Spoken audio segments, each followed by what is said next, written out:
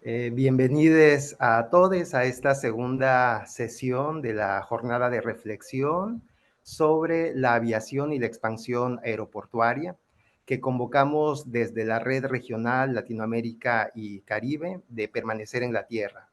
Esta red está conformada por personas, comunidades y organizaciones preocupadas por las diversas repercusiones del sector del transporte aéreo.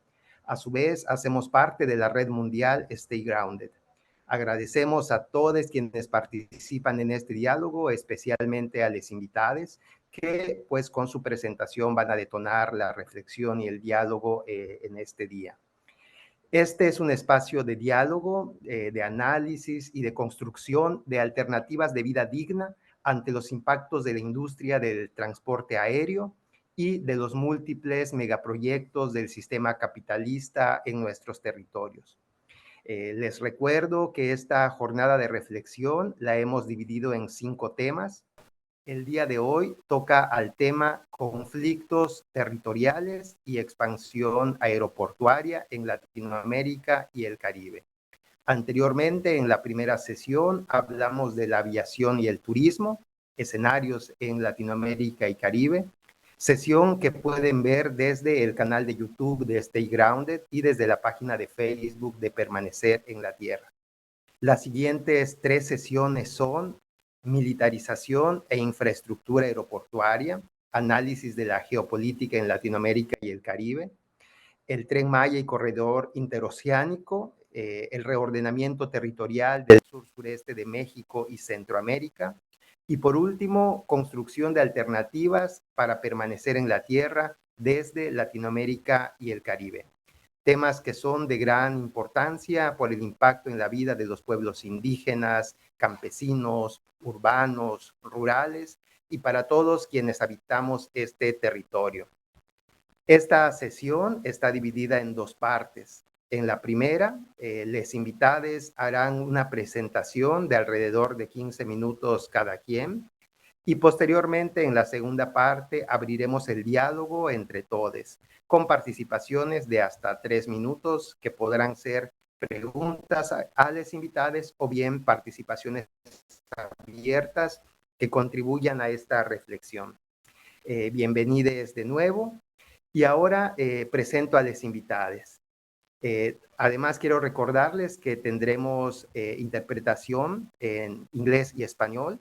Pueden activar en la opción de esta plataforma para tener esta interpretación de ser necesaria.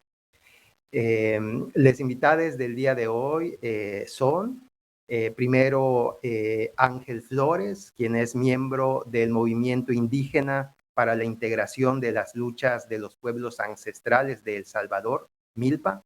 La compañera Gabriela Vega Telles, que es cofundadora junto con Heriberto Salas Amac de la Coordinadora de Pueblos y Organizaciones del Oriente del Estado de México en defensa de la tierra, el agua y su cultura, que es también integrante fundadora de la Red Mundial Stay Grounded. Además, nos acompaña John Mussington, quien es biólogo marino, y Jacqueline Frank, profesora jubilada. Son 2 defensores ambientales y de la tierra de la isla de Barbuda, en el Caribe, que se movilizaron para rechazar la construcción de un aeropuerto internacional y desarrollo de turismo de lujo y élite en su territorio. Recientemente han ganado un proceso legal que les garantiza el derecho de seguir su resistencia en contra de estos proyectos destructivos en Barbuda. Muchas gracias de nuevo a todos quienes asisten a esta jornada. Y sin más, para iniciar, le cedo la palabra al compañero Ángel Flores desde El Salvador. Adelante, compañero Ángel. A diferentes redes y agradecer por este espacio para poder compartir. Eh, Pasaré a compartir pantalla para la presentación en este momento y que podamos iniciar con la presentación. Muy bien. Me indican, por favor, si se logra ver bien.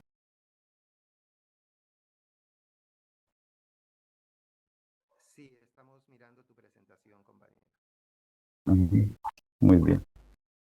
Bueno, en este sentido, un poco compartir la experiencia que estamos llevando a cabo a nivel de asistencia ante uno de los megaproyectos que no es algo nuevo, sino que viene desde a mediados de décadas del siglo pasado, cual responde a ciertos intereses que van mucho más allá de las fronteras del Salvador. En ese sentido, también cómo partir de este megaproyecto al cual se le ha denominado durante el último gobierno de El Salvador como Aeropuerto del Pacífico, y este cómo ha permitido que otras formas de extractivismo se vayan profundizando o expandiendo aquí en El Salvador. Así que en esta ocasión, ahí compartirles a partir de la experiencia de lucha que hemos tenido como movimiento indígena para la integración de las luchas ancestrales de Salvador Mil. Muy bien, en ese sentido, primero hablar un poco sobre el contexto histórico, sobre cómo se ha ido desarrollando durante diferentes etapas de la historia salvadoreña, momentos donde se ha favorecido siempre las élites económicas y políticas, y podemos decir que hoy nos encontramos en el cuarto momento histórico, después prácticamente desde la invasión realmente española e impulso con el proceso de colonización, y en la tercera reforma económica en El Salvador a partir de que se constituye como república. Y en ese sentido, dentro de las tres reformas que se han ido desarrollando en El Salvador, primero encontramos una reforma agraria liberal que se dio en el año de 1881, y lo cual implicó también un parteaguas en la historia salvadoreña, ya que a partir de ciertas leyes que se aprobaron en esa época durante el gobierno de Rafael Saldívar, se despojó de tierra a las poblaciones indígenas y campesinas de El Salvador.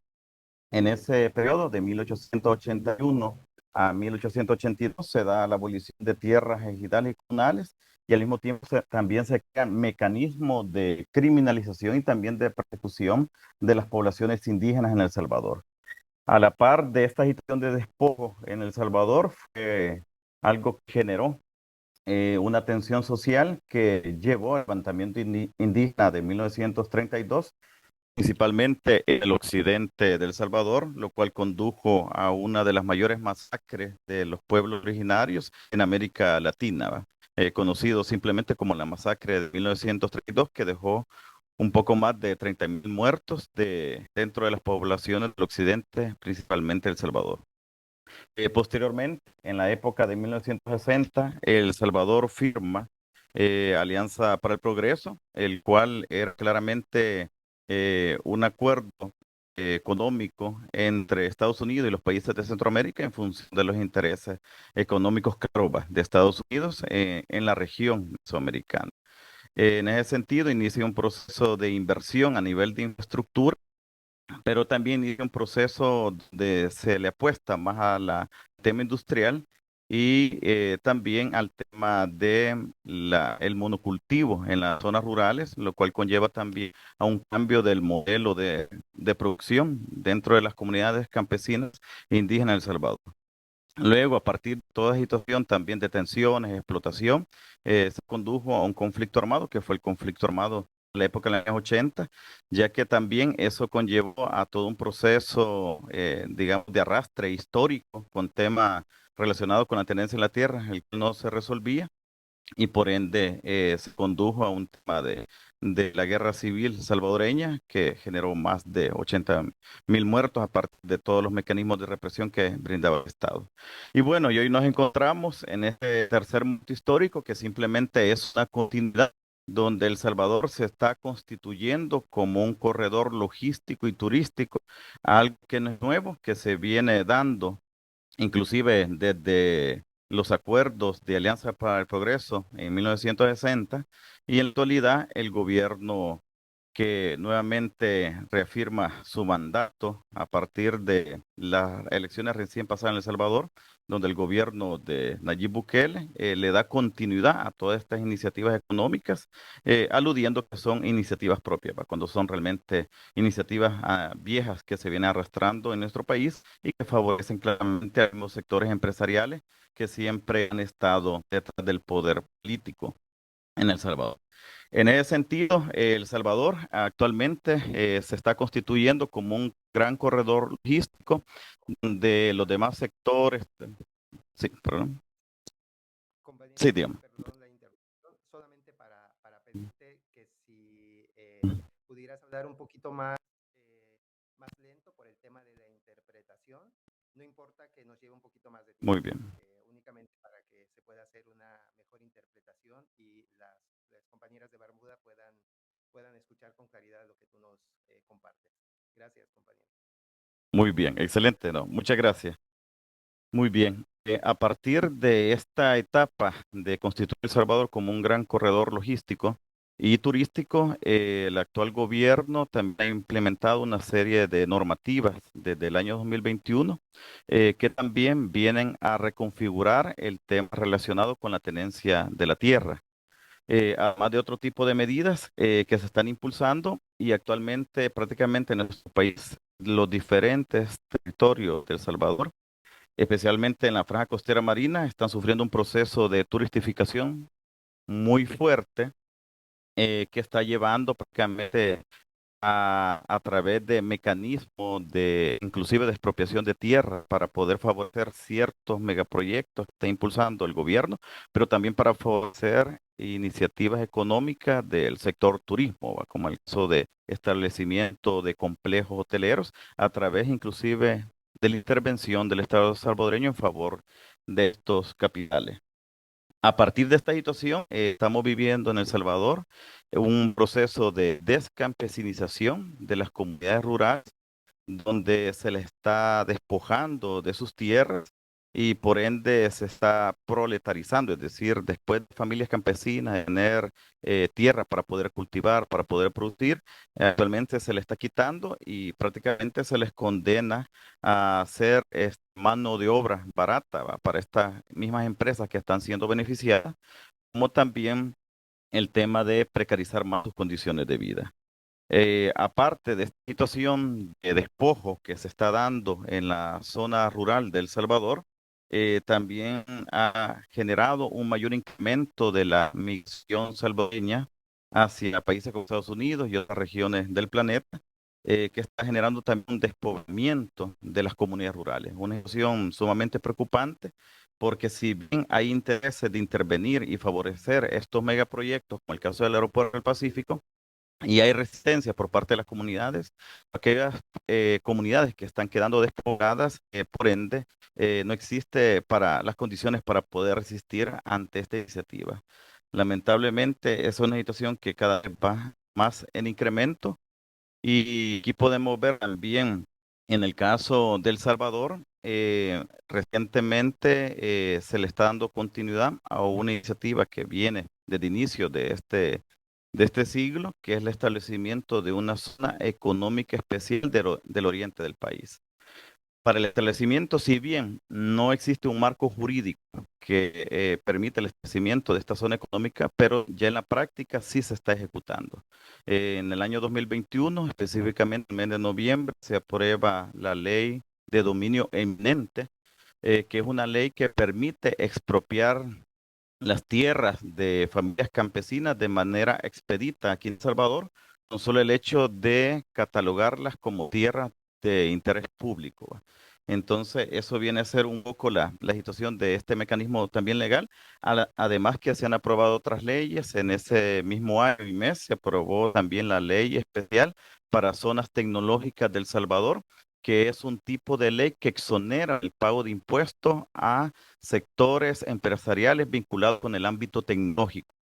Entonces, esa ley es sumamente nefasta, tomando en cuenta que mientras hoy se están planteando nuevas cargas tributarias para la población en general, a los grandes sectores empresariales se les está exonerando sobre el pago de impuestos. Bueno, a la par de esta situación también se aprueban otras leyes como la ley de recursos hídricos en El Salvador, que también viene a ser una ley que permite mercantilizar elemento tan vital para la vida y que también lo pone a disposición de estas iniciativas que se pretende establecer en diferentes territorios para que puedan ser utilizados, ya sea el tema de la agroindustria cañera, complejos hoteleros o el tema bien de la construcción inmobiliaria en el país, el cual está tomando cada vez más auge a costa del abandono que está sufriendo en este caso las familias campesinas e indígenas de El Salvador. Entonces, en este sitio nos encontramos, ahí pueden ver en la imagen una maqueta elaborada por Fernando Romero, alguien que ha tenido un parentesco también con Carlos Slim de México, en el cual presenta esta zona económica especial a la cual el gobierno le ha llamado Bitcoin City y que prácticamente gira en torno al tema del Bitcoin y el caso también de la criptominería, aprovechando la energía del volcán de Conchagua. Entonces ahí está un poco la maqueta que se ha diseñado y también cómo esta estaría prácticamente abarcando buena parte del territorio de la zona sur oriental de El Salvador y específicamente al contorno del volcán de Conchagua, área donde está inclusive uno de los principales ecosistemas naturales del oriente del Salvador, que es el manglar del Estero del Tamarindo, además del corredor biológico que abarca el volcán de Conchagua, a la vez que también hay comunidades campesinas de agricultores y pescadores también establecidos allí. Y se puede ver todo el área que estaría abarcando y que está claramente vinculado también con la proximidad con el Golfo de Fonseca, que es otro sector también estratégico para poder acceder a mercados a escala internacional y que favorece claramente también a capitales que tienen interés de origen asiático dentro de la zona, además del capital gringo, ¿verdad? En este caso siempre ha estado presente, pero que hoy se ve esa pugna ¿va? Entre ambos capitales. Por otra parte, también dentro de todas estas iniciativas que está dentro del Bitcoin City, se pretende que sea un sector donde exista un complejo industrial, complejos hoteleros, complejos comerciales y también complejos energéticos.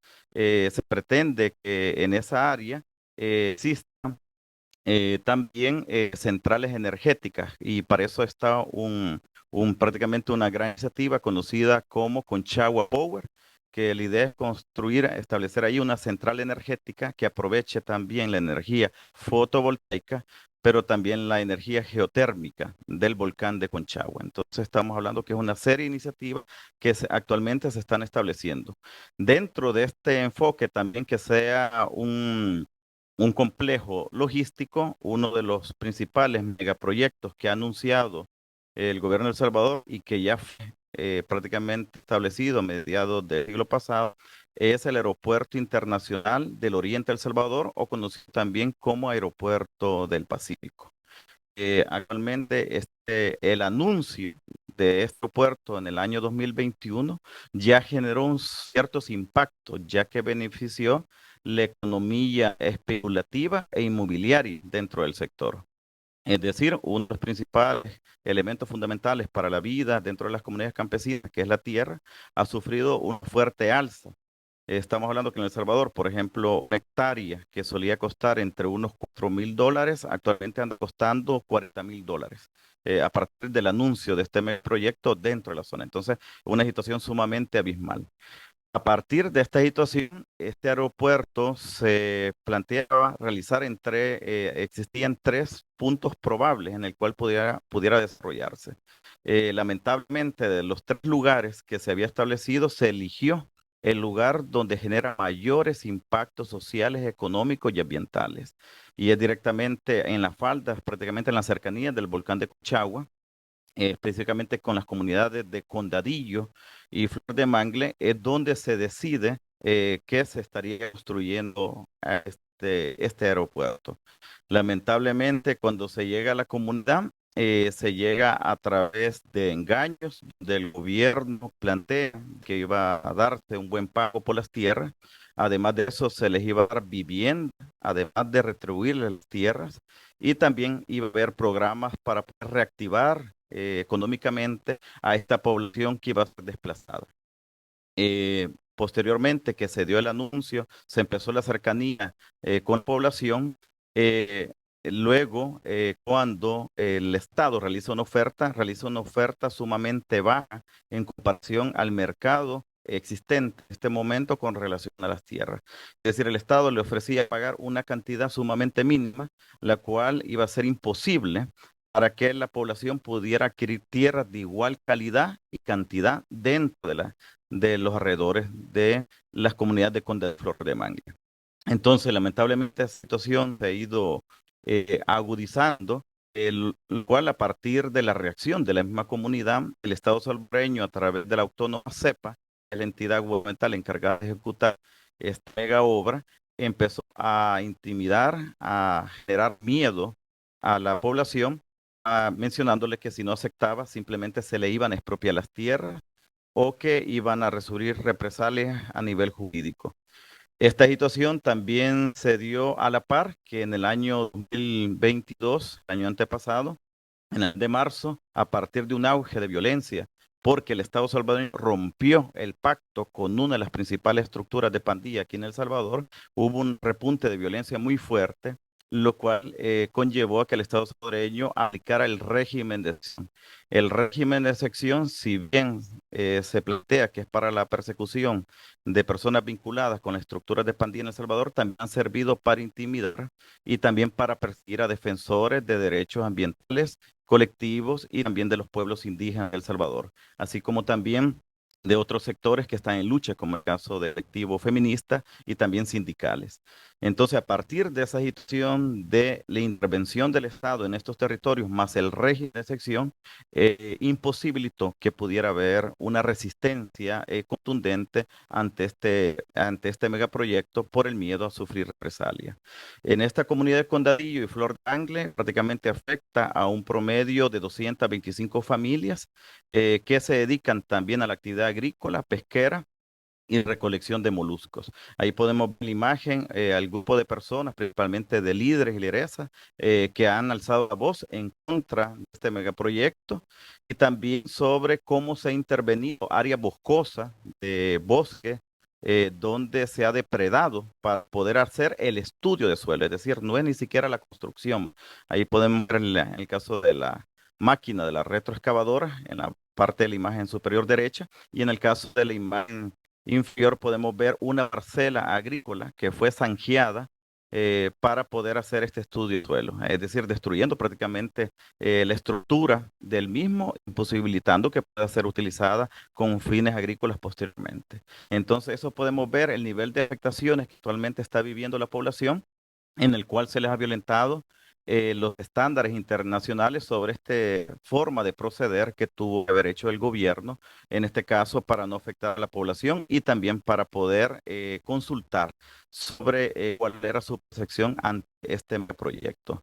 Entonces, en este momento estamos viendo un impacto a nivel social, ya que se está dando un desplazamiento de comunidades campesinas dentro de la zona y también una afectación económica, ya que dentro de la zona sur del oriente de El Salvador son de las pocas zonas donde se puede cultivar tanto en época seca como en época de invierno, ¿va? Por la accesibilidad a fuentes de agua que existe.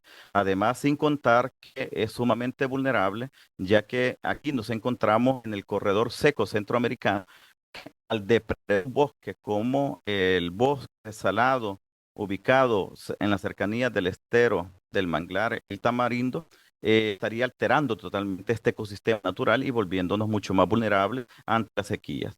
Entonces, estas son algunas de las afectaciones que se han dado, además que el aeropuerto estaría abarcando un poco más de 300 hectáreas, de las cuales el 50% estaría siendo impermeabilizado y afectaría la absorción del agua, específicamente de la cuenca hidrográfica Sirama, que es la que corresponde a la franja costera marina de la zona sur del oriente de El Salvador. Esto obedece a ser el caso de las afectaciones que se han dado y que esto también obedece a una lógica, como ya les comentaba, no es nuevo. Estos megaproyectos que actualmente se están ejecutando en El Salvador, siendo el Aeropuerto del Pacífico, el Aeropuerto Estrella, históricamente se le han dado diferentes nombres, desde Alianza para el Progreso, el Plan Puebla-Panamá, el ALCA, y que actualmente se le conoce como Proyecto Mesoamérica. Viene a ser prácticamente este conjunto de infraestructuras que se amarra en toda la región mesoamericana para favorecer claramente la acumulación de riqueza, ¿va? Y la movilización de mercancías. Aquí podemos ver un mapa de El Salvador, cómo se está viendo una reconfiguración de El Salvador para el despojo de los bienes comunes, donde si bien se anuncia estos megaproyectos, también no está en juego solamente el tema de la tierra, sino el agua. El objetivo central que por qué el Estado salvadoreño, el gobierno, definió que se hiciera el aeropuerto en Condadillo y Flor de Mangle es porque es de las principales zonas que cuentan con vertientes de agua de manera superficial y también con agua subterránea.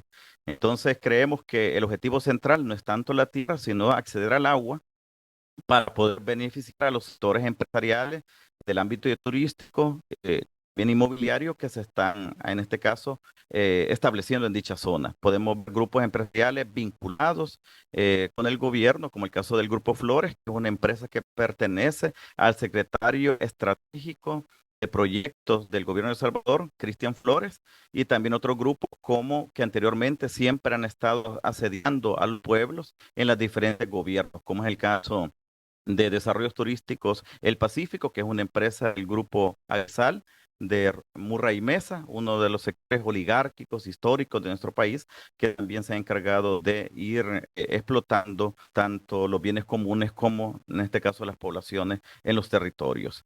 En el caso de El Salvador, se ha hecho también una nueva redistribución a nivel de gobiernos locales. eh, Prácticamente no solamente como pulso electoral, como recientemente pasaron las elecciones, sino va directamente para tener mayor control de los territorios. Se han reducido los municipios con el fin de que otros actores comunitarios puedan tener menos incidencia en la gestión territorial.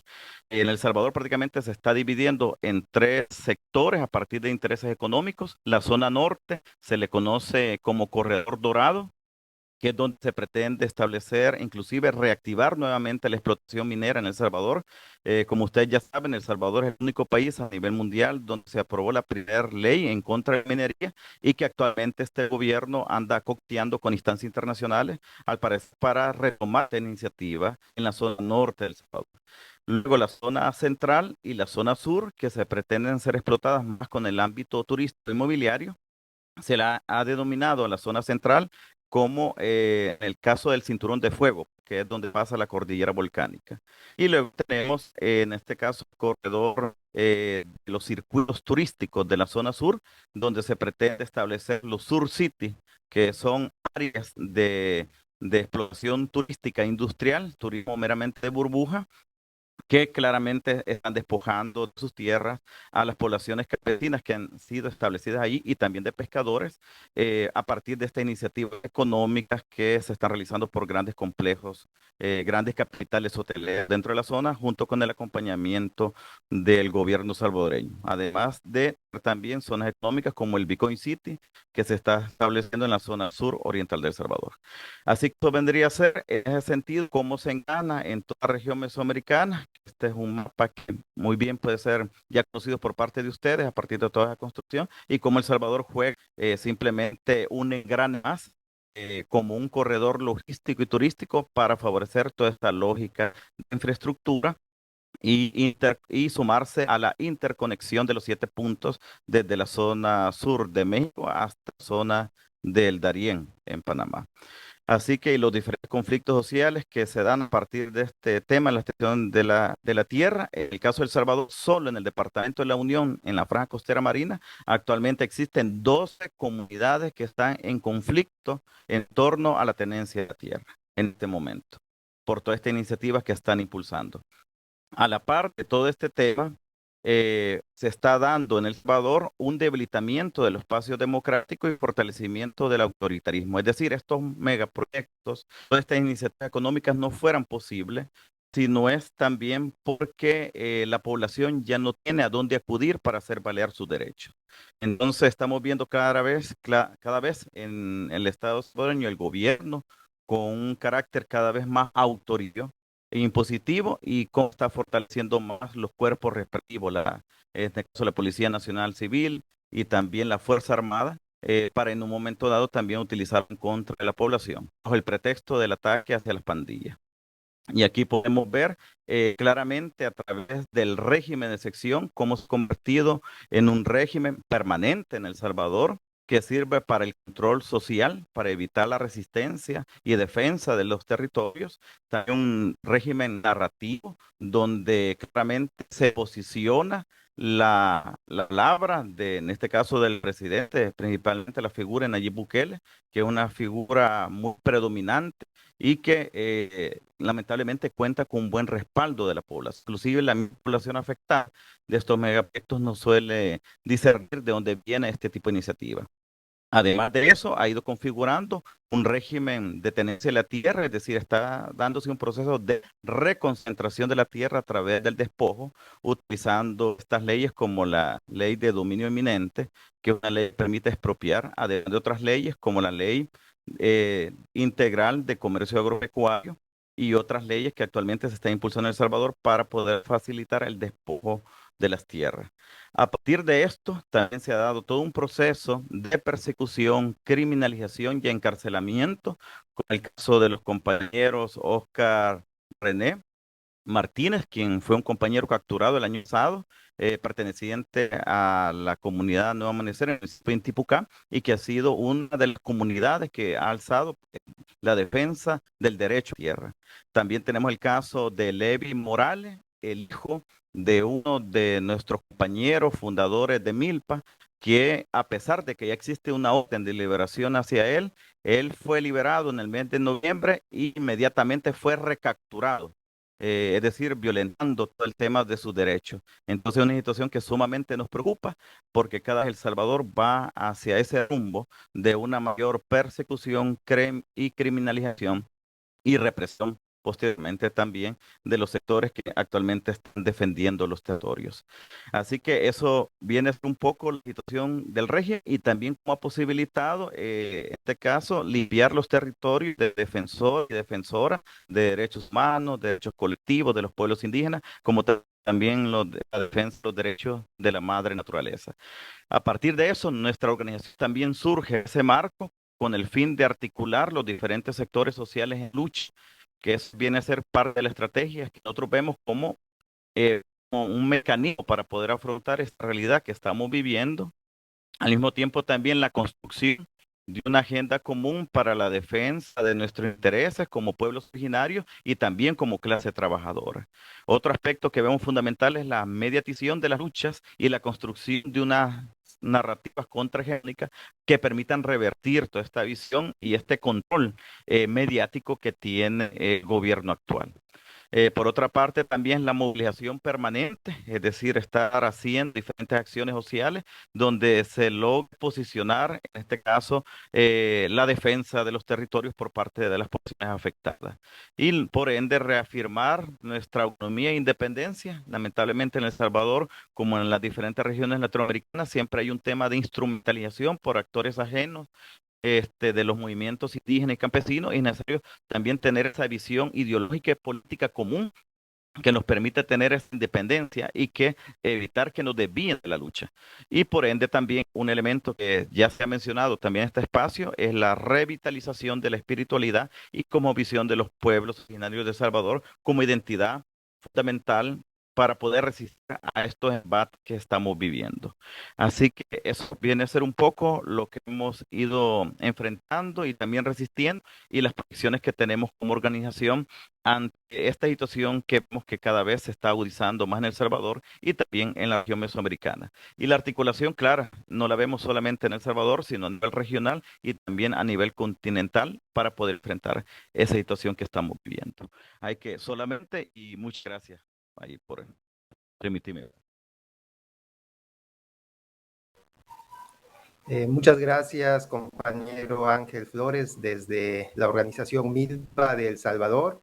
Gracias por compartirnos este escenario tan complejo, pero que también nos muestra las similitudes y conexiones con los diferentes megaproyectos presentes en todo el territorio mesoamericano y en general de Latinoamérica y el Caribe. Muchas gracias, compañero. Y para continuar con este diálogo, vamos a cederle la palabra a la compañera Gabriela Vega Telles. Adelante, compañera, con tu palabra. Muchas gracias, compañero. Desde el Centro de México agradezco a la red Permanecer en la Tierra la muy valiosa oportunidad de participación en esta segunda sesión de las jornadas de reflexión con el tema Conflictos territoriales y expansión aeroportuaria en Latinoamérica y el Caribe, espacio que me honra compartir con los compañeros del movimiento Milpa de El Salvador, Centroamérica, y de Salvemos Barbuda del Caribe. Si bien en nuestro esfuerzo organizativo no partidista y anticapitalista, miembro del Congreso Nacional Indígena de México, desde hace más de una década venimos llevando a cabo acciones de defensa del territorio de la cuenca del Valle de México debido a la imposición de la construcción de aeropuertos. Hoy, desde nuestra visión de pueblos y comunidades afectados y en resistencia, voy a referirme a algunos de los impactos de estos megaproyectos de infraestructura y de sus obras asociadas, así como a algunas implicaciones y modos de operar de los gobiernos que, en base a nuestra experiencia, sirven y benefician a los intereses del actual sistema económico y de explotación, el capitalismo mundial.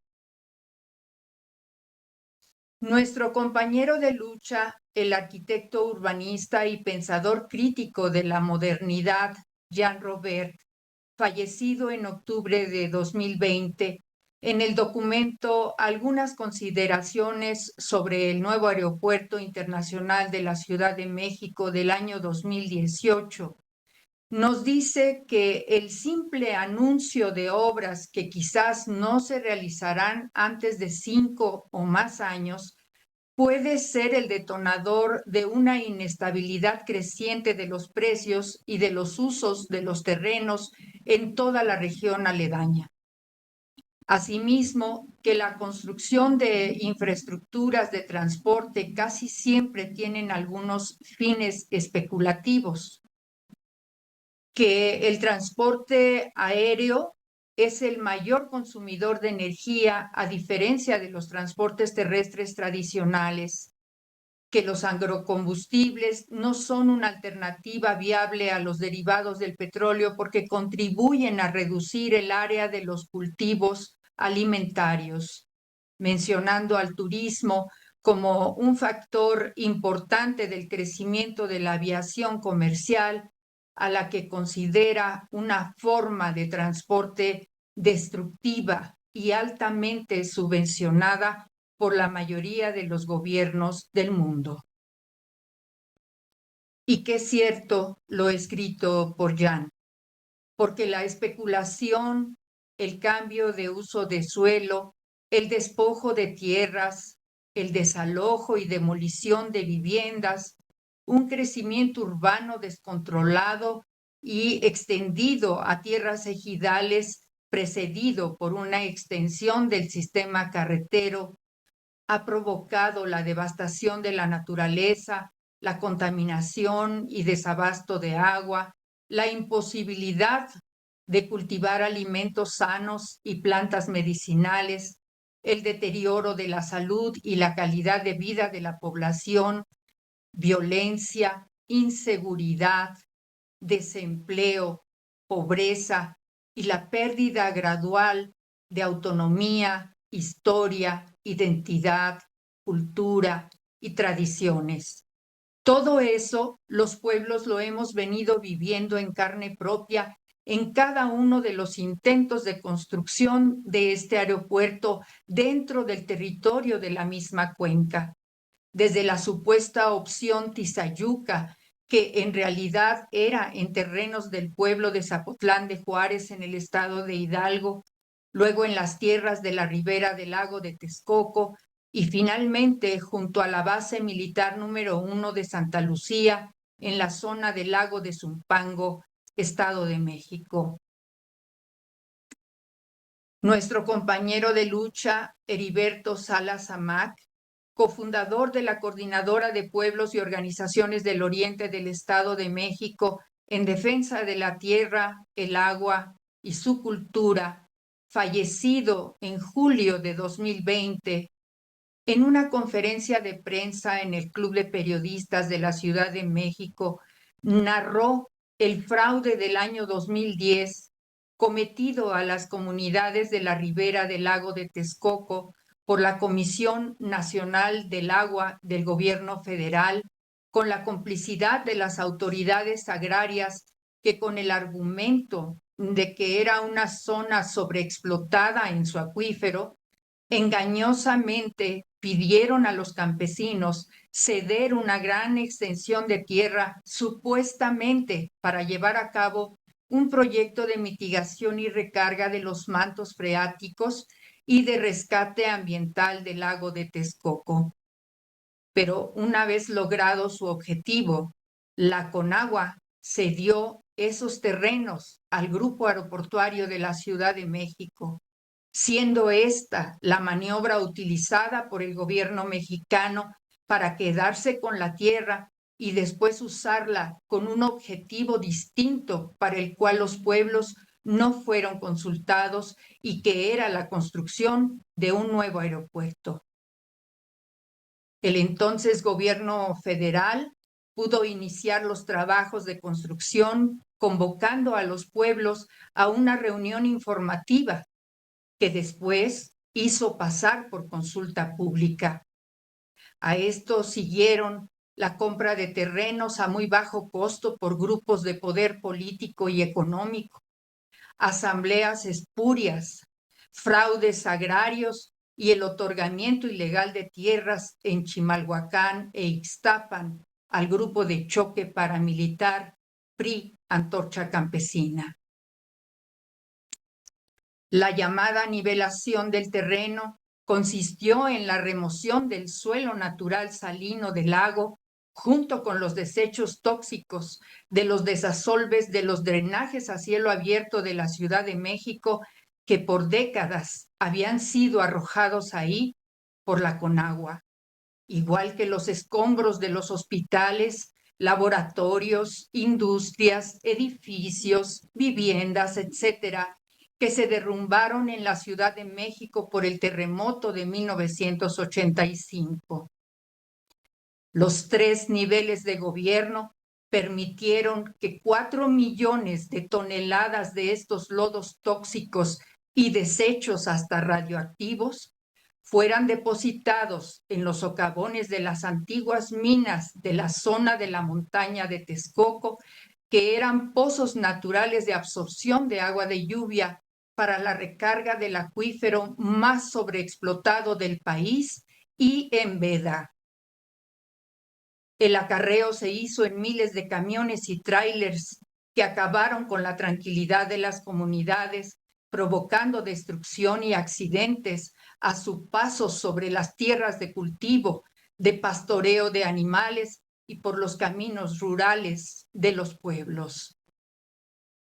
La delimitación del terreno y la construcción de la barda perimetral del nuevo aeropuerto estuvieron a cargo del Ejército y la Marina Armada de México, quienes, valiéndose de golpeadores, simulaban enfrentamientos intercomunitarios para poder justificar su intervención y, con el uso de la fuerza, replegar a los campesinos y sus familias que con impotencia presenciaban el arrebato de sus tierras, en las que después, como un supuesto apoyo gubernamental, se instalaron sistemas aparentemente de riego por aspersión, que en realidad eran para despojar a las comunidades del caudal del agua de sus pozos de riego, para abastecer las obras de construcción y operación del aeropuerto y a futuro a las empresas urbanizadoras,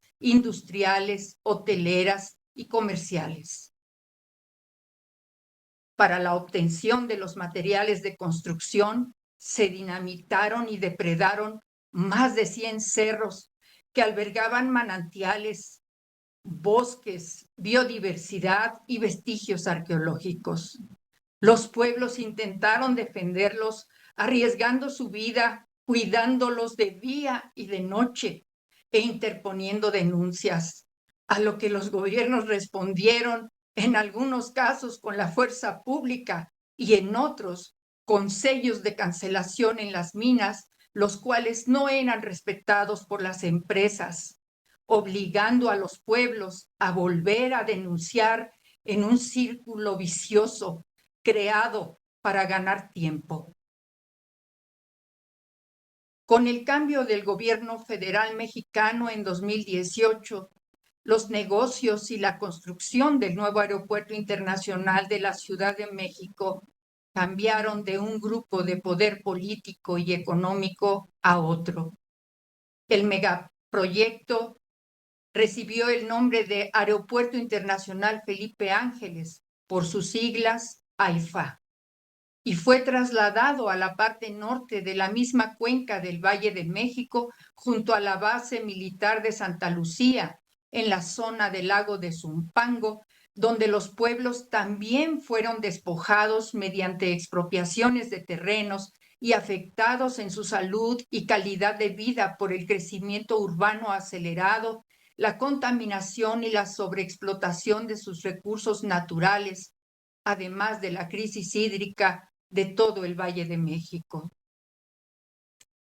Actualmente, los pueblos aledaños al AIFA, como Zumpango, Tequisquiac, Apaxco, Hueypoxtla, Huehuetoca, Citlaltepec, Jaltenco, Nextlalpan, Tecámac, Tultepec y otros, continúan en lucha en defensa del acuífero Cuautitlán-Pachuca y en contra de los planes del gobierno federal, que a pesar de reconocer que el acuífero está sobreexplotado y en veda, a través de la Conagua, pretende imponer la perforación de decenas de pozos profundos para la extracción del agua potable de los pueblos en base a un proyecto que no se les ha dado a conocer, que no garantiza la recuperación de los acuíferos y que consideraría como alternativa para los pueblos las aguas negras tratadas del acuífero artificial del Valle del Mezquital, que ha sido por décadas el receptor de las aguas negras de la Ciudad de México. Ninguna de las obras asociadas al fallido aeropuerto en el lago de Texcoco fueron canceladas. Y con el nombre de remediación de los ríos principales de la cuenca, el gobierno federal mexicano devastó la vegetación y rellenó con cemento los cauces de los ríos, intentando así contener los escurrimientos naturales que desembocan en el lago, a lo cual siguió el anuncio de la construcción de un parque supuestamente ecológico que incluye infraestructura para uso urbano, recreativo y turístico. Asimismo, por encima del decreto ya existente de zona federal por 10,000 hectáreas para su preservación y su no urbanización, el actual gobierno de México emitió una declaratoria de área natural protegida para la zona del lago de Texcoco por 14,000 hectáreas, es decir, un despojo disfrazado de área natural protegida por 4,000 hectáreas, lo que se asemeja con algunos de los tramos del proyecto del tren mal llamado Maya en la península de Yucatán, que a su extensión territorial suman 1, 2 y hasta 3 áreas naturales protegidas, lo que pareciera una forma de acaparar más tierras y sus recursos naturales. En México, el gobierno federal actual ha puesto en manos del Ejército y la Marina la construcción, operación y beneficio económico de los aeropuertos, una línea aérea, hoteles y algunos destinos turísticos, y al sur de la cuenca del Valle de México, asociamos el traslado en camiones y vaciado de cascajo para cubrir lagunas y canales lacustres en las zonas de los lagos de Chalco y Xochimilco, a los proyectos inmobiliarios y a los constantes intentos de construcción de cuarteles militares y helipuertos, lo que los pueblos no han permitido.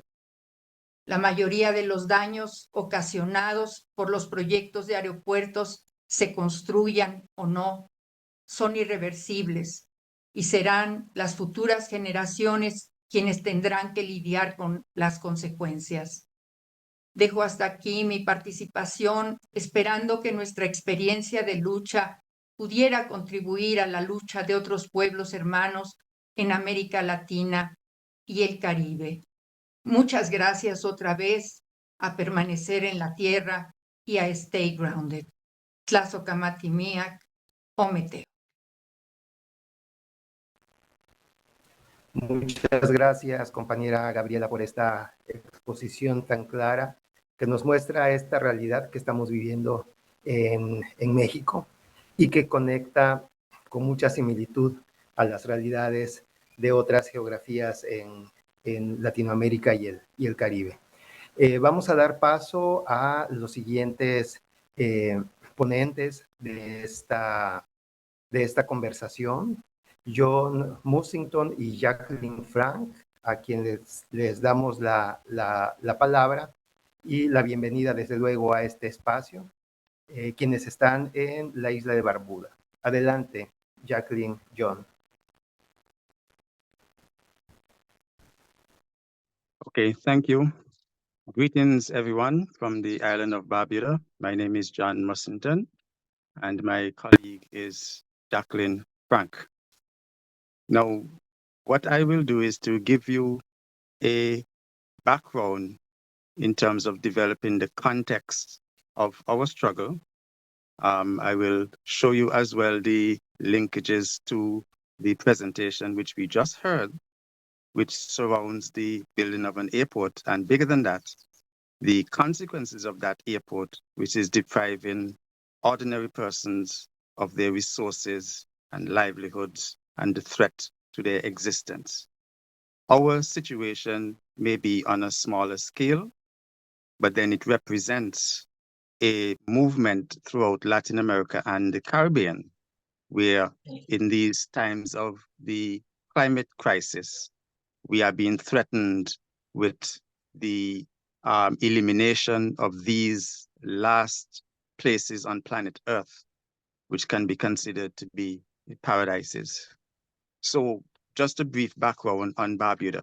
Antigua and Barbuda is a two-island state, Barbuda being the smaller of those two islands, 62 square miles.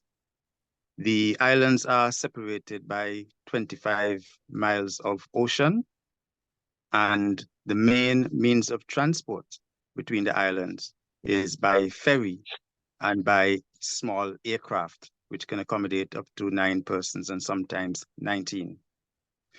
The island of Barbuda is governed by a Barbuda Council, which represents local government. And under that system of administration, traditionally, since the end of the period of slavery, Barbudans have administered their island on a basis of common ownership of land and resources. Now, that system of common ownership of land and resources was formalized into law in 2017. So it represents essentially the first country in the world, I must say, an entire island, which legislatively, the system of common ownership of land and resources was formalized. So that is the system which existed in Barbuda, 62 square miles. The population, according to the last census in 2011, was 1,800 persons. So with a 62 square mile land space and 1,800 persons, there is a wider area of land available to many. Now, the difference there is that the island is flat. It is subject to drought. So a third of the island is essentially mangrove wetlands. And so what you have, the current capacity of the island is limited. The ecosystems, the natural areas, they are very fragile. And so the persons who live there, essentially based on our system of shared ownership and the stewardship we had maintained over the years, that was the only way we were able to survive on an island with limited water, limited actual land space, which could support economies, all right? So that was the background. Now, the challenge started for us in 2017. We were hit by Hurricane Irma, a direct hit. And Hurricane Irma was the strongest recorded hurricane in history in the Atlantic. And that slammed into Barbuda. Fortunately, we only encountered one death. And I think much of the reason why we were able to survive was the fact that most of our systems, our wetland systems, our vegetation, and the small size of the population, that I think saved us from much of the damage that such a storm would have done on any other territory. So in 2017, there was a state of emergency declared, and there was also a mandatory evacuation because it was felt that another storm was heading our way. Fortunately, that other storm never hit, but unfortunately, the mandatory evacuation continued. While Barbudans were off of the island, a number of things began to happen. Whereas before the hurricane, we had lived with a development policy which was based on ecotourism. Ecotourism, where the resources of the island, we had a third of the island declared as a national park. Barbuda has the largest frigate bird sanctuary in the Western Hemisphere, which means all the birds, and frigate birds are a global species. And so all those birds in the Western Hemisphere, depending on the wetlands of Barbuda every year in order to reproduce. So based on that strategy, we decided that, look, on a fragile island, our best and most sustainable economic policy has to be based on ecotourism. So the national park was declared, and the wetlands which represent those national parks areas, they're also protected as wetlands of international significance under the Ramsar Convention. So our policy of development going forward in terms of sustaining our economy was based on the natural resources remaining in the hands of the people and utilized in a manner sustainably that they would not be depleted. All that changed with the coming of Hurricane Irma. And when we were evacuated, the central government administration unilaterally decided on a policy going forward of redeveloping Barbuda as a private island and to develop a luxury real estate market. Now, in order to facilitate that new direction, and this was all happening while Barbudans were still evacuated from the island, they began the construction of an international airport. That international airport actually lies in an area in Barbuda where much of the groundwater which settles to replenish the aquifers. Barbuda is limestone, and there's considerable underground water supplies. So the area of the island, the central area of the island, where the most important aquifers lie, and also where our wildlife, some of our critical wildlife, like the fallow deer and certain birds, ducks, migratory ducks and birds, as well as other wildlife, that particular area of forestry supported this wildlife in a form of sanctuary. So while we were evacuated, we discovered that over 500 acres of that pristine forest was being bulldozed down, cleared for the establishment of this international airport. So it was a unilateral decision. Barbudans had no say in the matter. Leading up to that construction of the airport, the central government administration actually began to use the parliament, the national parliament and their majority to change our laws. So in 2007, when we had that Barbuda Land Act, the central government administration then went to parliament to repeal that act and to change up the laws which will affect the local government, Barbuda Council, in terms of its function, to try to eliminate the Barbuda Council.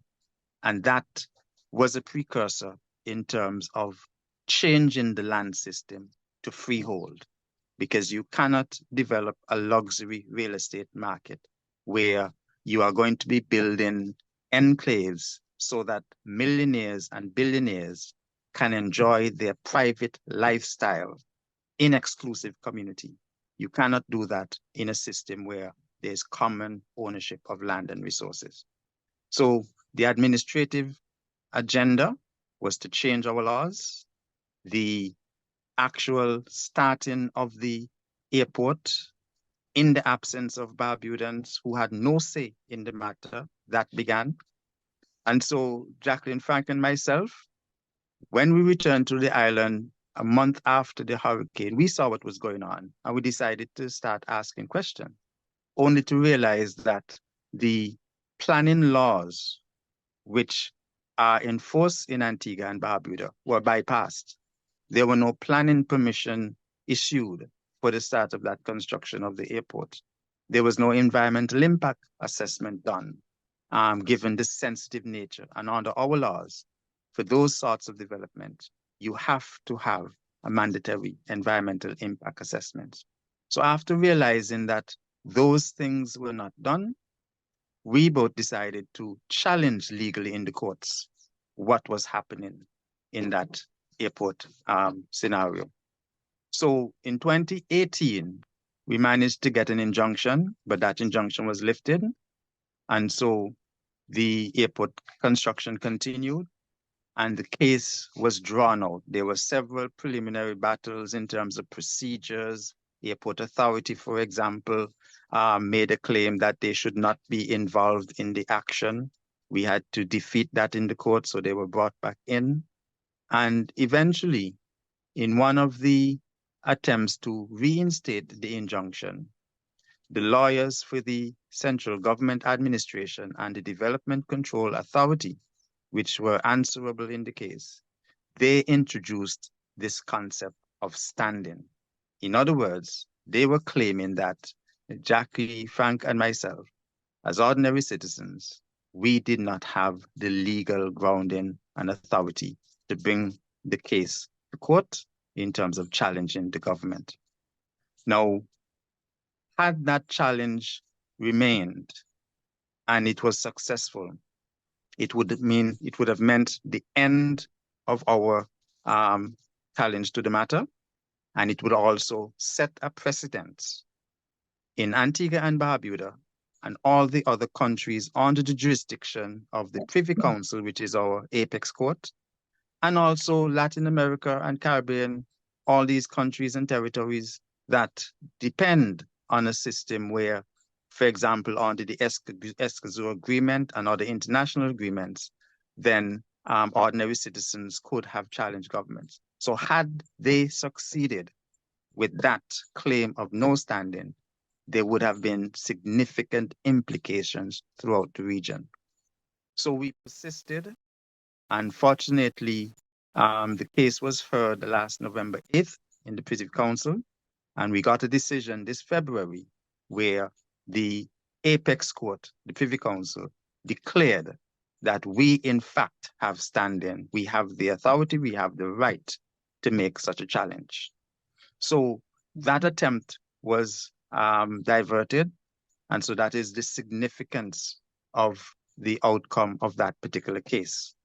What that means now is that the initial case challenging the construction of the airport can continue. It also means that other persons throughout the region who are facing problems from governments which are imposing development activities that will affect their environment and therefore their lives and livelihoods, they now will also have the ability to make such legal challenges. So that precedence was extremely important. So that outcome was fortunate for us. And so what I need to emphasize here is that we're living on an island as Barbudans. And based on the government's policy decision, they unilaterally decided to change that development policy, our direction, in terms of saying that they want to develop a private island. And in order for that to happen, there are certain things that must occur. One, our land system must be eliminated. There should be no more common ownership. The thing about common ownership of land is that resources are based on land. And when you have common ownership, there's equity in terms of every single individual, every Barbudan having equal access and equal rights to those resources which the land represents. And that, more than anything else, is responsible for Barbuda as it is today in terms of its natural areas and its beauty and how intact our environment remains. So the policy would have eliminated that. The other thing that would have happened, second thing, very, very important, is that they were seeking to establish luxury, exclusive residential communities. What that does is that it takes those very important, most beautiful parts of our community, our island. Our island depends on lobster fishing and ecotourism. And when you then take these most important resources and put them behind fences for the exclusive use of billionaires in their luxury residences, then you are essentially denying everyone else a right to their lives and livelihoods. Okay. The third thing that was very critical is that in order for you to be able to sell luxury properties, you have to build these exclusive communities. And these exclusive communities have to cater to millionaires and billionaires who will arrive on the island on their private jets. So essentially, this airport was being built to facilitate that process. And so the consequences for ordinary Barbudans were just set aside, right? For the focus on this new direction. And so these are the things that we decided to challenge, because essentially, if this policy of the government is to continue and it is successful, it will mean the elimination of Barbudans in terms of our culture, because our culture, our livelihoods depends on access to land and resources. And if you're going to be making these lands and resources exclusive to billionaires, then it means you're eliminating us. So those are the background things that were happening and the reasons why we mounted this challenge. Our challenge will continue because at the end of the day, it is a fight for maintaining control over our land and resources. And our land and resources represent our lives, life itself. And so that is why we continue to struggle and continue to fight. And listening to the previous presenters, I recognize the common thread in all this is the question of resources and whether the authorities, governments, administrations, they have the concept that they can just unilaterally decide to deprive ordinary persons of those resources. And the development of these international airports, okay, who do they serve? Who do they serve? And if they're going to build and support these airports, you're going to deprive ordinary persons of their very life. Then that is something that I think we need to challenge. And fortunately, the decision we've had recently in the court gives us the ability to mount such challenges. So I'll just stop at this point and invite my colleague Jackie if she wants to add anything else to my presentation there. Okay, thank you, John, and good day to everyone. Mr. Mussington's coverage was actually quite comprehensive. I just would like to add that listening to the presenters, I was able to identify the commonalities between your struggle and the things that you experience and our struggle here in Barbuda. If, for instance, when Hurricane Irma hit and we were being removed from the island, you were not given a choice of whether you could stay and fix the roof. You were told you had to go, and if you did not go, the military came for you with guns and they removed you from the island, whether you wanted to go or not. There were a few people that we know who were actually removed with shackles around their wrists because they did not want to leave the island. And so you were taken off whether you wanted to go or not. And then to come back home and try and retrieve some of your property, fix your property, it was very, very difficult because we were held in Antigua for 30 days. We were literally hostages in Antigua for 30 days. And then after that, the government purported to enable you to come back to clean your homes. And I know that only happened because one of the aid agencies said to the head of the disaster organization, because I was in the meeting, he said that if you do not allow the Barbudans to come home and repair their houses, their properties will be overtaken by black mold, which can cause respiratory problems, and it's very, very difficult to get rid of and control. And that is when they started to let us come back and clean. And even then, you had 4 hours to be on. When you were landed here, you had 4 hours to clean. You were seen off of the boat by a man with a gun and another one with a register. They took your name, and if you weren't back, they said they would send the armed forces to come and get you and take you off of the island. They did not want us to come back because they wanted a head start on this airport that was so important for them to entice the people with money to come and build their properties here on Barbuda and create that luxury haven for the mega rich in Barbuda. So, like as I said, there are similarities, especially from the first speaker and Gabriella. I listening to you, I could hear the similarities. Also, they've also destroyed important archaeological and historical sites in the creation of the airport. They don't care what's ours and what's important to us as Barbudans, what makes us Barbudans. They're not interested. And I sometimes wonder, is this the edge of genocide when they try and rid the island of the people who were there? Barbudans have lived on Barbuda for a long time. They live with the land. They use the land sympathetically. They don't overuse the land. And what I find is, especially during Irma, the land protected us that night. The wetlands were there, and they held back some of the wind and some of the water.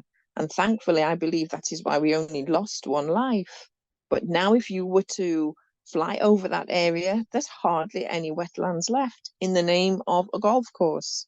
So at one end, there's a golf course, another place, there's an airport.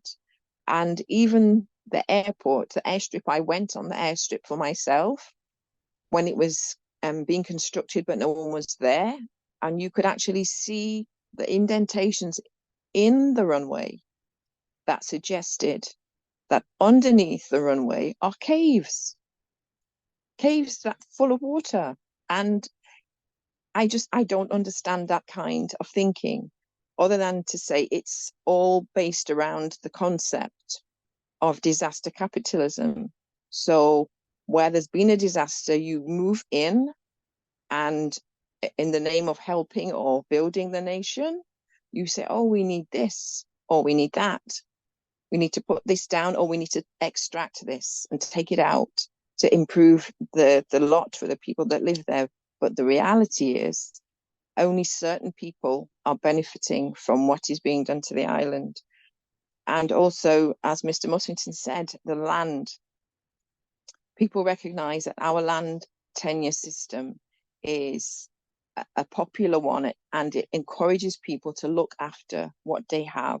We look after the land, and the storm just gave the government an opportunity to come and try and grab the land and take it away. And the grabbing is still actually going on.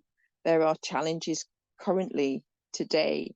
There's an area called Dulcina where it's beachfront property, but developers are still trying to come and bully their way in to take the land from the people. There's another area called Cedar Tree Point. The Department of Environment have said no one is to build on that space because it could cause a breach in the lagoon, which would lead to flooding. And as Mr. Mussington said, we are a flat island, and that is being built on by people who want to see that rich enclave for the mega rich to come and have holiday homes. And I think it was October last year, there was a hurricane, Tammy, and it was either category 1 or 2. And it was reported to me, even at the airport, the people who were here, the rich people who were here, were arguing about who was going to get on the plane so that they could leave before the hurricane came. We live here. This is our home. We're not going anywhere. But so it's a predatory practice where they come and the contractors come and build. If you're in the way, you will either be bad talked, or you will be removed, or you'll be threatened by the military, by the police. And if there's been another incident where somebody started to clear a piece of land that was theirs, again near the beach, but the police were sent and told them to stop. That's not yours. You are not to build there. And the people, they had to stop because it wasn't just the police. When the police were asked whose land it is, they said it belonged to the Prime Minister, allegedly. But things like that are happening increasingly here. So we're finding that as a small group, we're having to challenge. And we're using the courts, but another effective way that we found to challenge is the use of social media to put the information out there so that people can know exactly what's going on, and also working with lawyers to give simple advice to try and help people to defend themselves better. So there's Mr. Mussington and I and another gentleman called Mr. Johnson. We work quite closely to use the social media to try and help people to help themselves. Because if we're not careful and we don't work together in the way that this group has come together, then there's a lot to lose. And once it's lost, it's very, very difficult to get it back again. Because the power is always with those with the guns or with the money. So all we have is our voices. And so we use them as and when we can, as best we can. So working together, as our friend Mr. Johnson said, unity is strength. And that's how we can win. Thank you. Muchas gracias, Jacqueline, John, por su testimonio. Muchas gracias por compartirnos su lucha por la defensa de la tierra, por la defensa de la vida, en contra de la imposición de estos megaproyectos que vienen desde los gobiernos y el gran capital y que constituyen el despojo de las tierras y que constituyen la muerte para la naturaleza, para la biodiversidad, y afectaciones tan graves para la vida de los pueblos. Esto nos recuerda la sistemática violación al derecho de la consulta y el consentimiento a los pueblos indígenas, que está reconocido en el convenio 169 de la Organización Internacional del Trabajo y que sin embargo se viola con la imposición de megaproyectos en México y en muchos otros países que han ratificado este convenio internacional. Muchas gracias por este testimonio que nos muestra también las grandes similitudes en los diferentes territorios, las diferentes geografías, en diferentes contextos, pero que tienen como base la explotación de la tierra, el aprovechamiento de los bienes naturales, como es el agua, que en estos tres casos, en estos tres testimonios de este día, pues tienen un papel fundamental, ¿no? Esta lucha y la defensa también por el agua. Gracias por este testimonio y por este hermanamiento que estamos iniciando este día. Creo que es muy importante pensar en lo que sigue para nuestras luchas desde los diferentes territorios, en la manera en la que podemos fortalecer estas redes que puedan ser un frente común para pues hacer una lucha mucho más fuerte en contra de estos megaproyectos.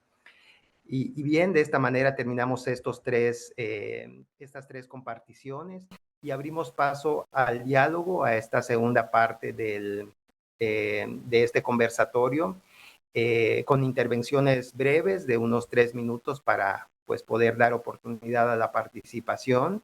Pueden ser preguntas para los ponentes o pueden ser comentarios que aporten pues, a este diálogo. Dejamos abierta la participación. Si alguien desea intervenir, puede poner la opción de levantar la mano. Y bueno, vamos dando la palabra. ¿Alguien desea intervenir?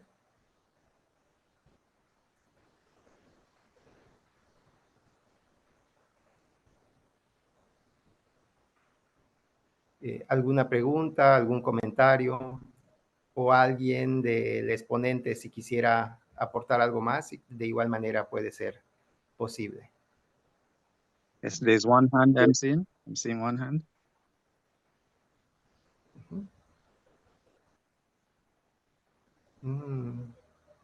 No, a ver. Desde aquí no puedo ver, pero si alguien igual y puede tomar la palabra, activando su micrófono. Yes.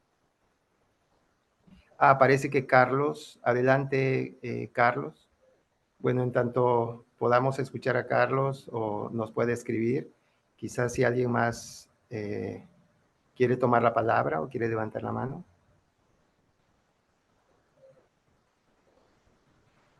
Adelante, compañero Miguel.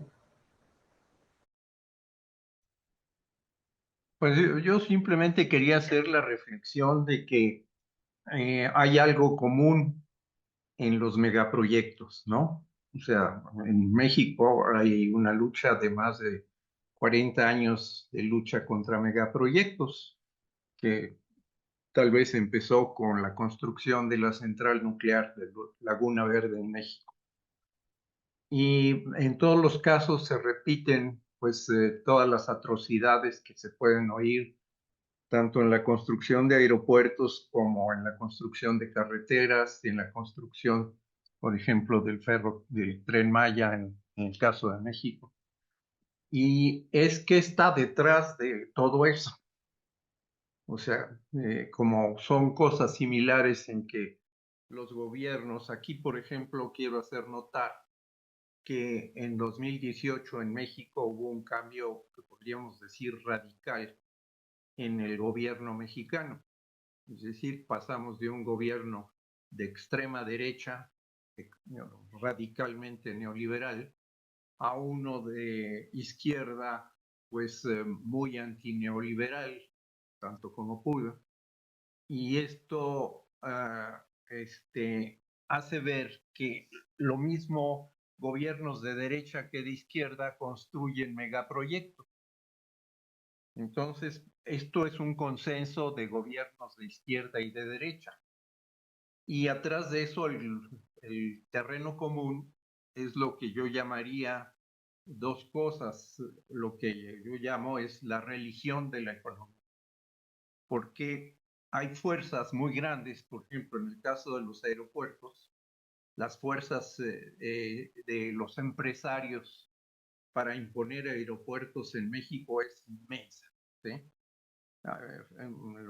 Los grandes empresarios en México hicieron todo, llevamos 30 años desde que empezó el siglo, o antes de que empezara el siglo, exigiendo que en la Ciudad de México se construyeran nuevos y más grandes aeropuertos, que primero fue el de principio de siglo de Vicente Fox en Atenco, pero que luego fue el de Peña Nieto en 2013-14 y luego el de López Obrador en 2018, ¿no?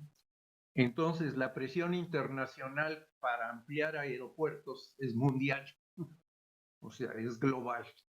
Y ningún gobierno escapa a esa presión.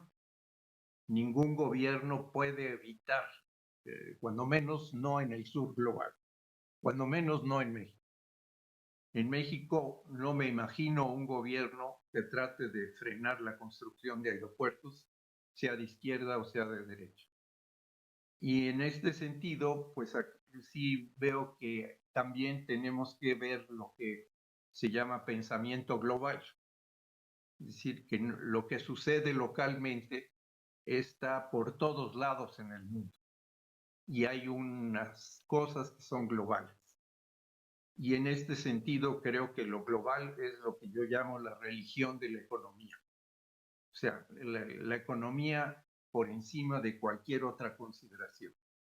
El pensamiento económico invade el fondo de todos los gobiernos y el fondo de todos los empresarios. Y las fuerzas son tan grandes que veo que ningún país del sur puede escaparse a la presión de los países del norte global. Si los países del norte global quieren ampliar la aviación, es muy difícil que los países del sur global puedan frenarla fácilmente. En este sentido, sí creo que es conveniente, vamos a decir, la acción global que Stay Grounded puede hacer en su conjunto con todas las luchas mundiales contra la aviación. Y que ver sobre qué fundamentos hay que atacar, y en este sentido son las ideas de desarrollo, las ideas de progreso, las ideas de crecimiento económico, de modernización, que siguen vigentes en las sociedades modernas, ¿no? De estas religiones que no podemos escapar, religiones modernas, la religión de la economía, pero también otra que es el culto a la ciencia y a la tecnología, o sea, la creencia de que la tecnología nos va a resolver todos que hagamos lo que hagamos, la tecnología va a resolver. Y en este sentido yo creo que es conveniente hacer una reflexión global sobre cómo la aviación es simplemente una expresión de esa idea del crecimiento económico perpetuo que no nos podemos quitar de ella.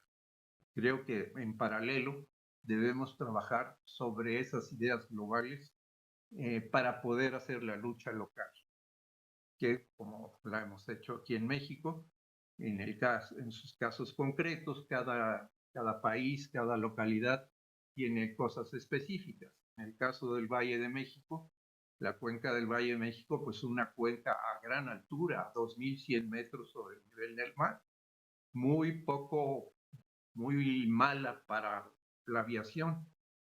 Y en segundo lugar, es una cuenca cerrada que está habitualmente supercontaminada. Así que tener una expansión de la aviación en la cuenca del Valle de México ha sido desde hace 30, 40 años un absurdo. bueno, siempre fue un absurdo, pero más absurdo que en una cuenca en la que hay 25 millones de habitantes, que está saturada, se siga creyendo en la expansión de la aviación dentro de la cuenca, ¿sí? O sea, eso es una aberración. Y luego la barbarie que está detrás, que viene de la colonización española, que es la eliminación o la destrucción de los lagos de la cuenca del Valle de México. Había 8 lagos dentro de la cuenca del Valle de México. Y esos 8 lagos fueron drenados desde la época española. Y es sobre esos lagos que se hacen las construcciones de los aeropuertos, lagos que se hunden 20 o 30 centímetros al año.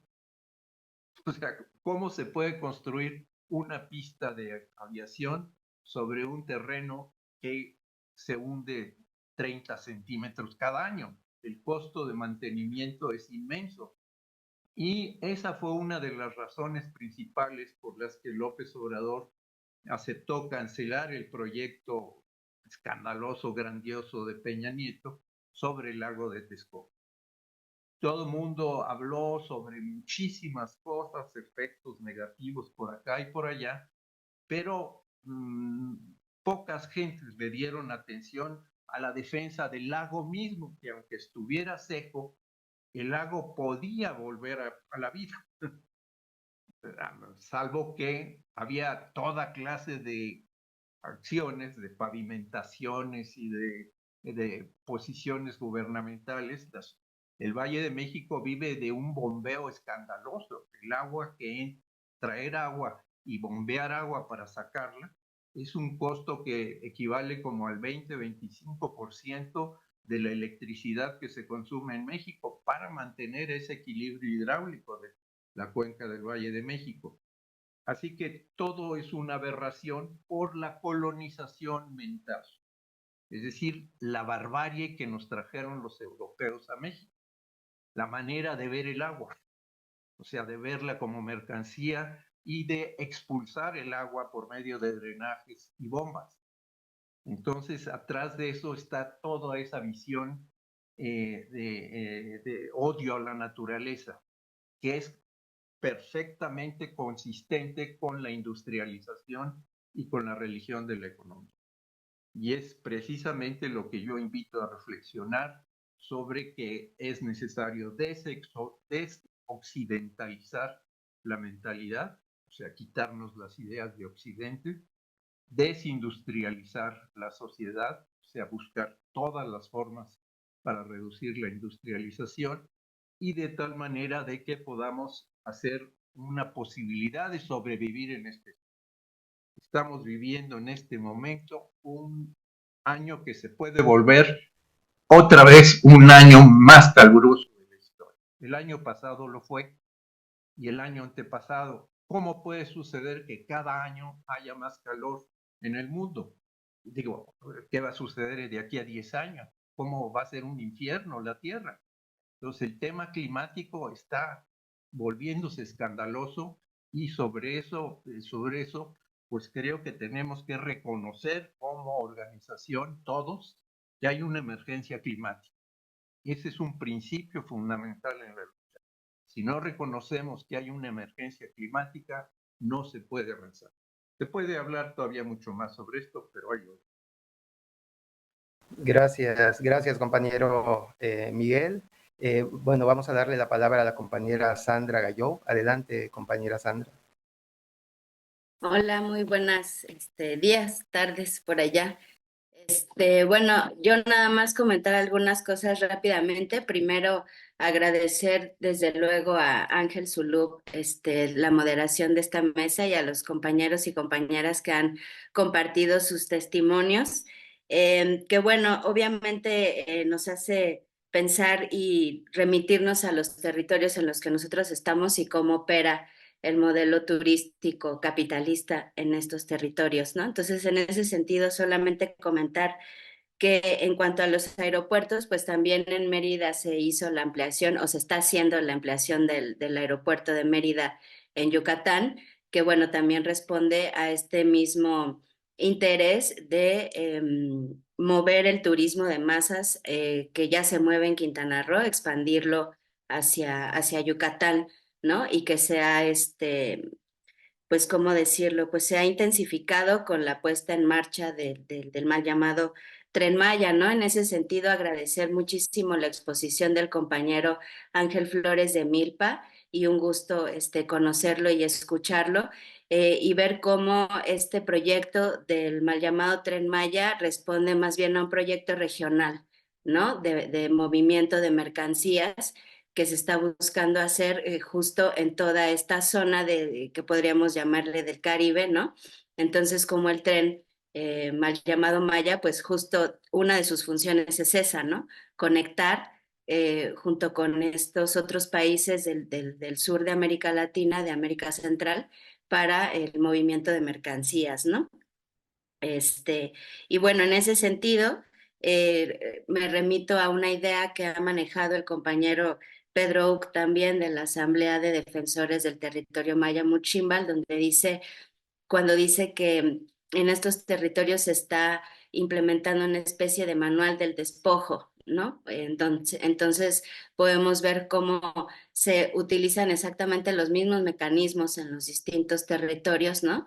Y en este caso yo vería que el eje conductor pues es el turismo, ¿no? El turismo de masas, basado obviamente en este modelo capitalista y que en México tuvo mucho éxito a partir de la Fundación de Cancún y que obviamente el compañero Ángel tiene mucho más contexto para hablar al respecto, ¿no?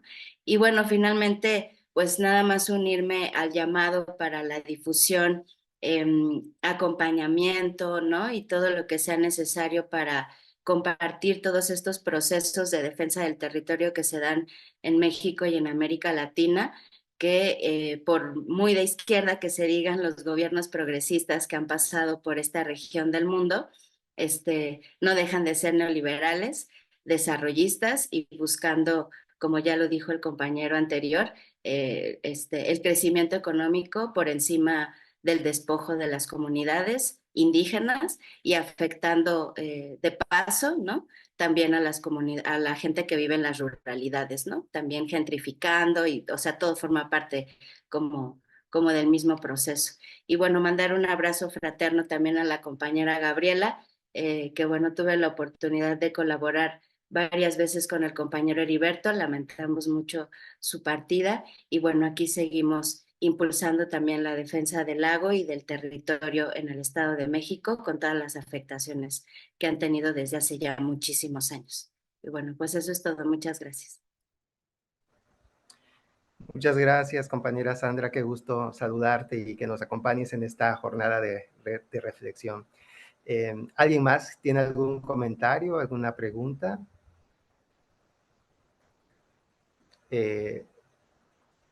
Adelante, compañera Mira.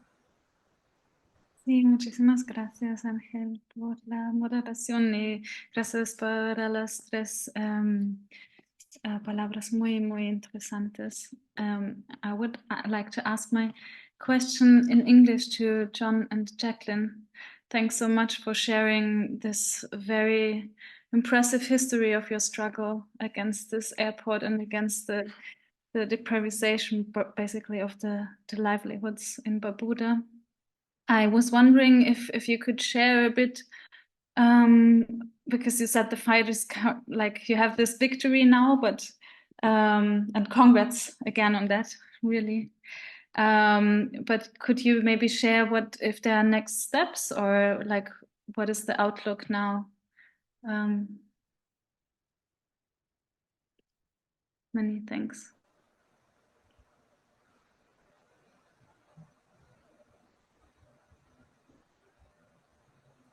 Adelante, John, Jacqueline. See, you want to go ahead? Can you hear? Oh, go ahead. Go ahead, Jackie, because I didn't hear. I didn't hear the question. Oh, okay. Currently now, because we've had the win at the Privy Council, we are now able to take the original case forward because when we first tried to challenge, they told us they were trying to say we had no standing, we had no call challenging them because we're nobody. So the judge and the Privy Council said, yes, you are somebody, and yes, you can challenge. So we're going ahead with challenging the legitimacy of the airport that has been constructed, and they are taking it forward. But in the meantime, the Prime Minister here and the people involved with the airport continue to threaten to have it open and have it running, even though right now it's not a legal airport because the required permits and permissions and the EIA, those sorts of things were not sorted out, they were not collected. But I think for the Prime Minister, it's to show his bravado and say he's in charge of the land in Barbuda, not the Barbudans. So there is a challenge. That challenge is continuing. And as I said before, there are two other challenges possibly on the books. One is definite in terms of the land, where a rich developer has persuaded the government to give him leave to build luxury chalets, luxury homes. But it's in a place that the Department of Environment have already said is environmentally sensitive. So it is actually a no-build zone. You're not supposed to build there yet. It's being built, and they're asking for a buffer zone that takes in a huge part of the Codrington National Park and the birds, the frigate birds that live there, who would be impacted if people started to live in that area, because they are very sensitive to the environment that they live in. It could affect their breeding and whether they actually stay on the island, because they form a part of our tourism, because people come to see them, and the fishermen, the boatmen take them out to go and watch and observe the birds. So that is a challenge that is to be filed on behalf of the people of Barbuda, and in particular, a particular fisherman has put his name to the case and the lawyers. And then there's also another area of challenge. Again, I said it's quite a long piece of seafront, beachfront, that the developers want to control and take over. And they are bullying the person who owns it, in that there were structures on it, houses on it, and they just went and knocked them down with a bulldozer without permission. So that is one of the next fights. And then there's lands that belong to Barbudans, including myself, that the government have promised already to a developer, and we're saying no, that can't happen. So there are little skirmishes going on Barbuda all over. So we just have to take them one by one. But we work quite closely with the legal team who helped us with the Privy Council case. So we're moving forward with those. But one of the things that I found was, once we'd won the case with the Privy Council, lots of the villagers who wouldn't maybe not normally come and speak to you came to me and said, thank you for saving the land, thank you for not giving up, thank you for winning the fight. So it might be that you don't get a lot of encouragement from the people around about, but they are aware of what you're doing. And as long as you don't give up, then, and find a way to have them on side, the fight gets stronger and the unity gets stronger too. So people are grateful, but we are continuing with the airport case, and we're looking into the new challenges that have come forward.